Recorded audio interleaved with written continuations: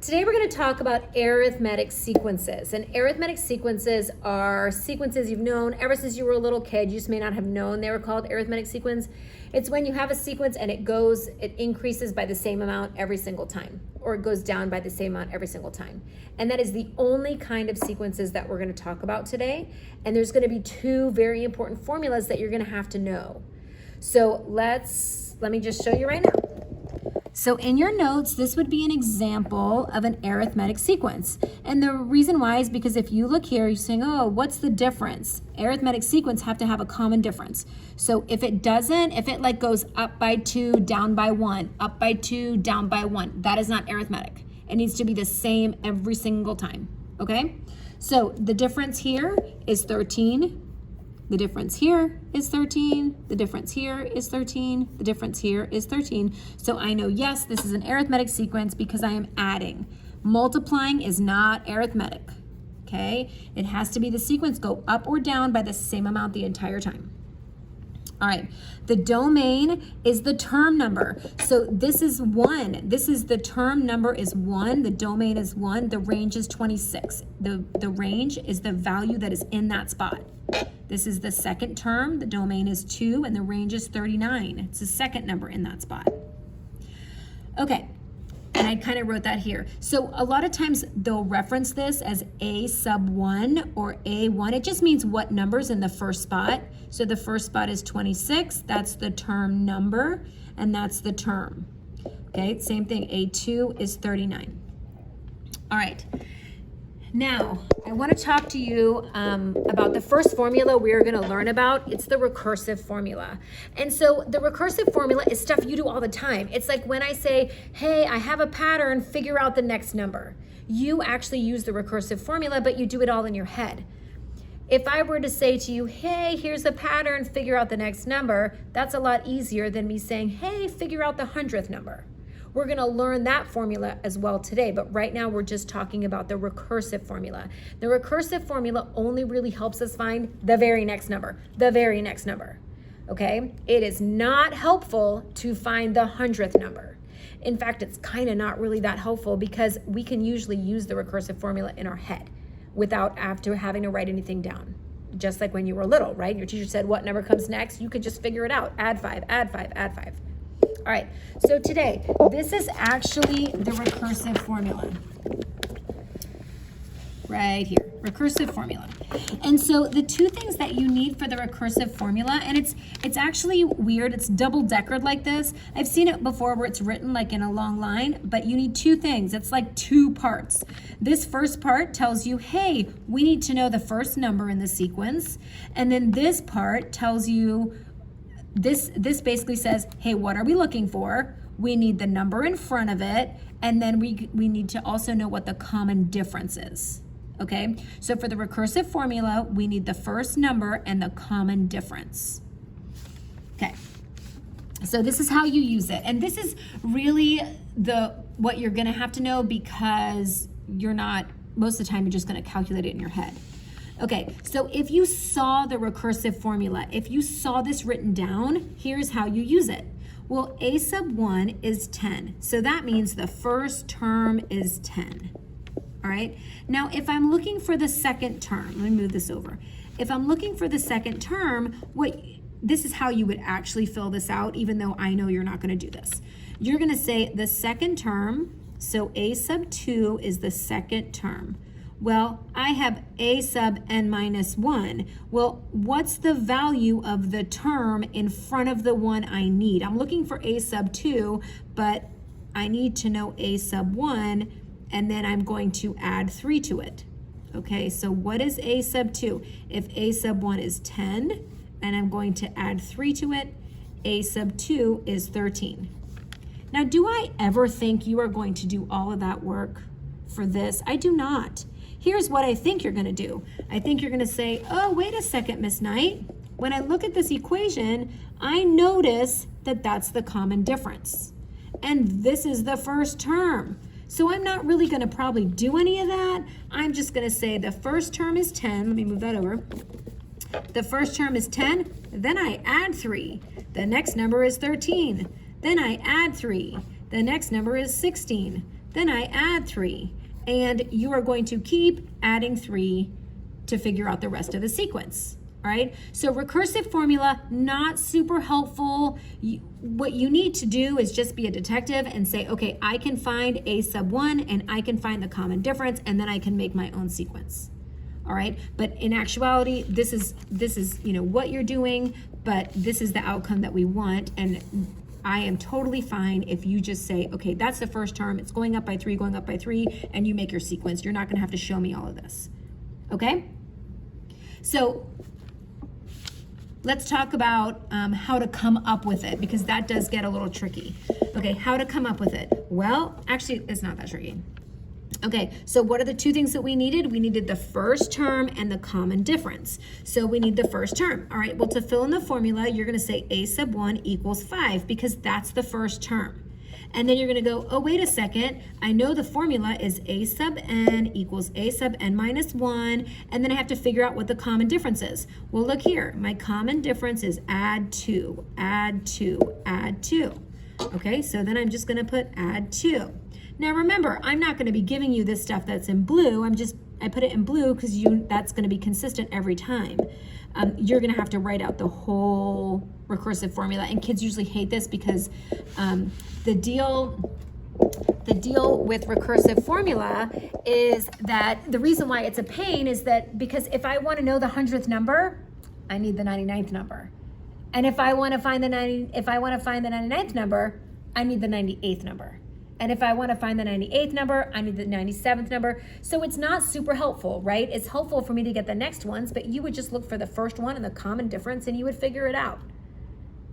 The next formula is very helpful when it comes to that, and it's called the explicit formula. And that's the formula that we're gonna use when we wanna jump and find the 100th number, find the 90th number, okay? So this is information on the explicit formula. This is not a double-decker formula. It is just one straight like this. Now this one I use a lot, super helpful. Okay, once again, a sub n is the one we're looking for. So if I was looking for the 50th number, I would put a sub 50. That's what I'm looking for. A sub 1 is the first number that's in the sequence. D stands for the common difference. And then n minus 1, I'm gonna plug in, like if I'm looking for the 50th number, I would plug a 50 into the n spot. Okay, and I'm gonna show you how to do that. All right, so this first part, how to use it. All right, well, if you look here, how to use it. If it's written in this form, well, what do I need? I need the first number. Well, the first number, a sub 1, is right here. So I'm gonna start with 3. And then I can find my common difference, plus 2, and I'm gonna say, okay, it's 5, it's 7, and it's 9. And I know right now that seems very similar to the recursive formula because it's not really it's fine, but it's more helpful for when I'm looking for a number far away. So let's talk about how I would do that. Let's pretend I was looking for the 50th number, okay? So I would say a sub 50, I'm looking for the 50th number, equals 3 plus 2. What's the number I want? I want the 50th number. All right, a sub 50 equals 3 plus 2. Well, 50 minus 1 is 49. A sub 50, 49 times 2, 98. A sub 50 equals 101. So to find the 50th number, now you have to admit that was a lot easier than me writing out a whole sequence all the way to the 50th number, right? I could just plug it in. 50 here, 50 there, so the 50th number is gonna be 101, sorry. All right, once again, explicit is helpful to find a number far away. All right, how do we come up with the equation? I'm sorry, yes, if we have the formula, well, same thing. A sub n, whatever we're looking for, I have to have the first term, 10, plus, what's the common difference? Plus 2, plus 2, plus 2, and then n minus 1. Now, what I wanted to show you here is a lot of times you're gonna transform this into where it looks like slope-intercept form. All right, we're gonna actually simplify this because right now there's stuff we can do. And this a sub n is gonna stay over here. We're gonna distribute this 2 right? I distribute it to here, I distribute it to here. Now I can combine my like terms. A sub n equals 8 plus 2n. And I'd be okay with that. I mean, you could also say a sub n equals 2n plus 8 if you're totally in slope-intercept form mode and you want to write it like that. All right, a lot of times it'll start off like this, and then you have to, they want your answer in a slope-intercept form, so it looks like this, okay? Oh, I just kind of showed you how to turn it into slope-intercept form. You know what, let's do another one. Let's practice another one, I feel like. Okay, so I'm gonna give you a pattern. Let's say it starts with 8, and then we go up by 3, 11, 14, 17. Okay, and I'm looking for the 100th term. All right, I'm going to write the explicit formula because the recursive formula is not going to help me. All right, a sub n equals a sub 1 plus the common difference n minus 1. All right, a sub n equals a sub 1 is 8, the common difference is 3, n minus 1. Now, what I can do is put this in slope-intercept form first. I'm going to do that just to practice. A sub n equals 8 plus, distribute my 3n minus 3, combine my like terms. A sub n equals 5 plus 3n, or 3n plus 5. All right, now if I'm looking for the 100th term, I'm just going to plug 100 into here. A sub 100, so the 100th term is 3 times 100 plus 5, 300 plus 5. A sub 100 is 305. All right, I know this was, and it wouldn't matter, we could have plugged 100 up here and we would have gotten the same thing. But I just wanted to show you, because if you're taking a test and it's multi-select and they say which of these work, which of these are the same thing, then you could have checked this one off and you could have checked that one off as well, okay? Or this one off for that matter. All right. Now, this is also important to know how to go back and forth from one, because we all admit recursive formula, not helpful. So what if they give us the recursive formula and they're asking us for the 100th term? Right now, the recursive formula, you're thinking, oh my gosh, not helpful at all, which is what you should be thinking. So we're gonna write the explicit formula from the recursive formula. So they've given us the recursive formula here, and we're gonna turn it into the explicit formula. The nice thing is it's the same two things we need. We need the first term and the common difference. Okay, so if we're looking here, a sub n equals a sub 1 plus the common difference n minus 1. And so what do we know? We know the first term. It's written right here. Okay, a sub n equals 7 plus the common difference. Oh, the common difference is right here. Really don't have to do a whole lot. And then I'm going to turn this into slope-intercept form. Distribute my 4. Combine my like terms. And there we go. That is a slope. That is writing it in the explicit formula. Okay? You guys can maybe freeze the camera and do this one right here. I'm going to try to just run through the steps.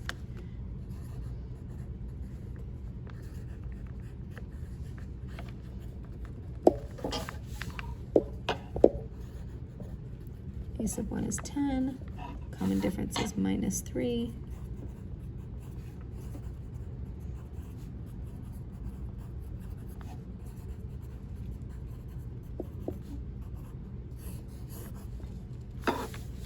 And there's another one here that you can try. I know I'm kind of going through it quickly because I don't want my video to be too long.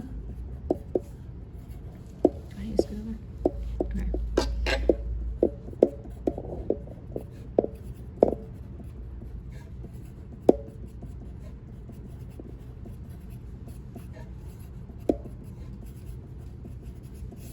All right.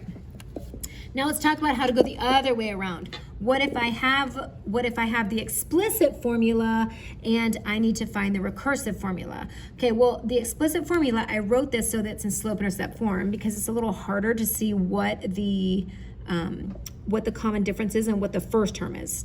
finding the common difference is still kind of easy, but okay. So if we look here, right, we know a lot about slope-intercept form. So to find the slope, well, I just have to look in the slope spot. Well, you guys, most of you are jumping that out. Oh, Miss Knight, the slope spot is 3 because that's right in front of the n.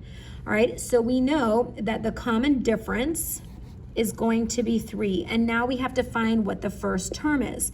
So in order to do that, we can just plug a 1 in. Let's plug a 1 in here and then we'll figure out what the first term is. A sub 1 equals 8 plus 3 times 1. Okay, A sub 1 equals 8 plus 3. A sub 1 equals 11. All right, so now I know the first term and I know the common difference. If I'm gonna write the recursive formula, remember that's like my double decker, A sub 1 equals 11, and then I have A sub n equals A sub n minus 1 plus the common difference, which is 3, or minus if it was going down. All right, so that would be going from the explicit formula to the recursive formula. Okay, and I just wrote here, plug in 1 to find the first term, and m is the common difference. All right, last one for today. All right, so if we look here, once again, we need to turn this explicit formula into the recursive formula, and we need the slope, which is -5, and we need the first term. Well, the first term we don't know yet, so we're gonna plug a 1 in. So A sub 1 equals 12 minus 5 times 1. A sub 1 equals 12 minus 5. A sub 1 equals 7. So then I write the formula, write the recursive. A sub 1 equals 7, and then A sub n equals A sub n minus 1 minus 5. All right, so that is all about how to go back and forth between the recursive and the explicit formula. You're probably gonna have to take a little bit of time to write down the formulas a bunch of times to get used to it, because I know it can be easy to mix them up, and some practice, okay? Good luck, you guys. Bye.